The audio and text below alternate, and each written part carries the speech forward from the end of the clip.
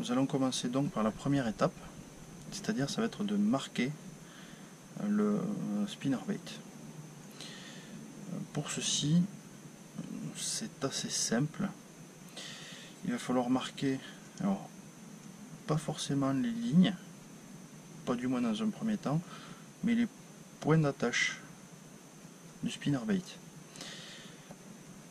Je vais vous montrer, ce sera plus parlant. Il suffit de noter là où est-ce qu'il peut y avoir un blocage. Ici,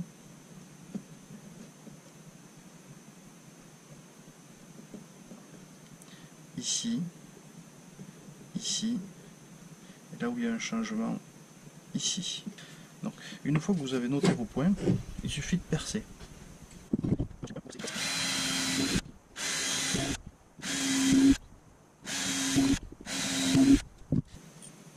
Donc, une fois que vous avez percé vos trous, vous allez mettre en place pour l'instant un, voire deux clous.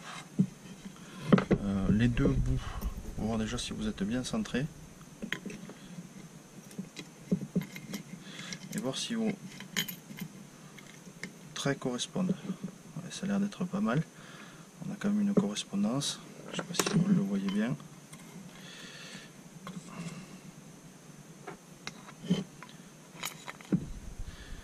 On a bien celui d'en haut, celui-là à l'anneau, celui-là qui bloque bien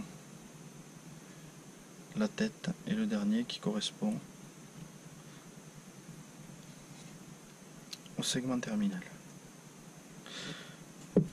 À ce niveau-là, vous pouvez tracer la forme générale du spinner.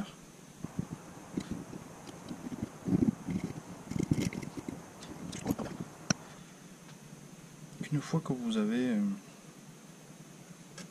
donc vos repères de placer, il va falloir monter votre corde à piano sur l'hameçon.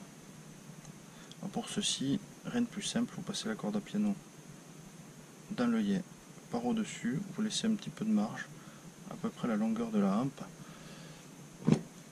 Vous allez avoir besoin d'une pince, et là, une fois que vous êtes là, il va falloir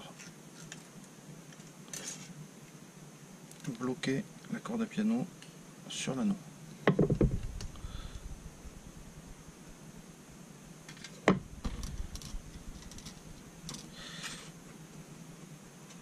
Il faut arriver à faire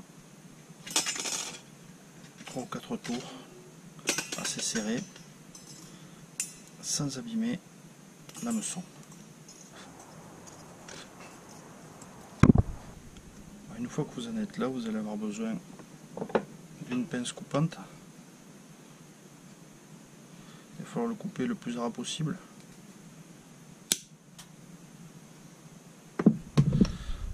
Ça va vous donner quelque chose qui ressemble à ça. On va voir qu'en tirant dessus,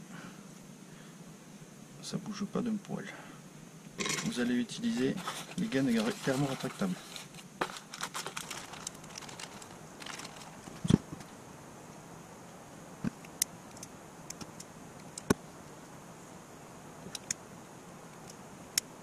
Vous pouvez utiliser plusieurs couleurs, plusieurs tailles pour avoir le résultat que vous voulez.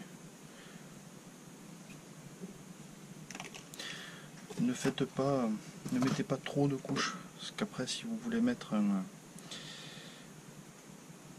leurre, donc pour l'enfiler dans sur le spinner, vous allez être embêté. Si c'est trop épais, le leurre ne rentrera pas. Là, avec les tours, si vous les faites assez espacées, vous allez pouvoir faire tenir votre jupe et donc le leurre souple directement. Le plan que j'ai préparé, donc juste pour cette vidéo, il suffit de le mettre en place, de regarder si il rentre bien à l'intérieur. Là on voit que c'est un petit peu juste. C'est juste faire rentrer la tête correctement dans l'hameçon. Donc,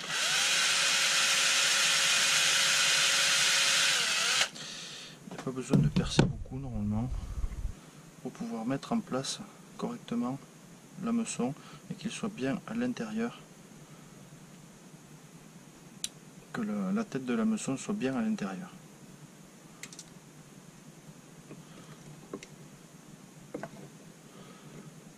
Voilà. Je vais mettre en place maintenant les autres clous. On peut faire un autre trou également ici, vraiment en bordure,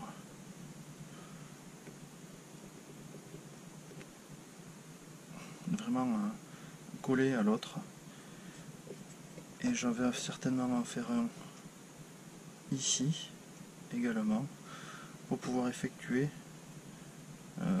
la boucle.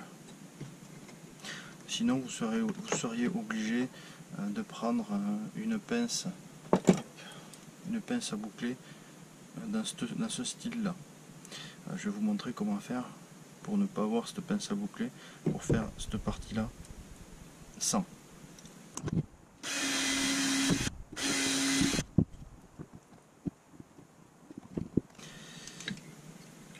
Une fois que vous en êtes là,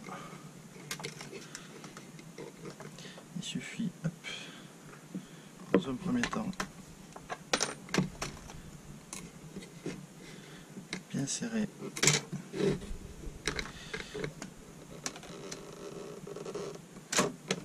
votre spinner.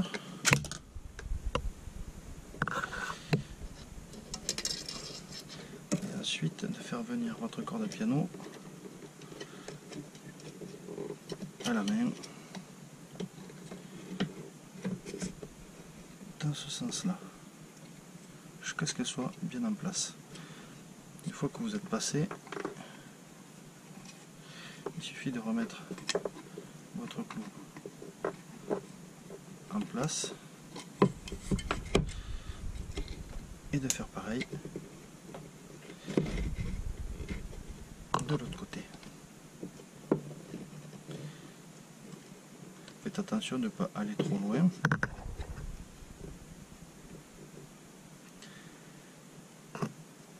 Sinon après vous serez obligé de retravailler.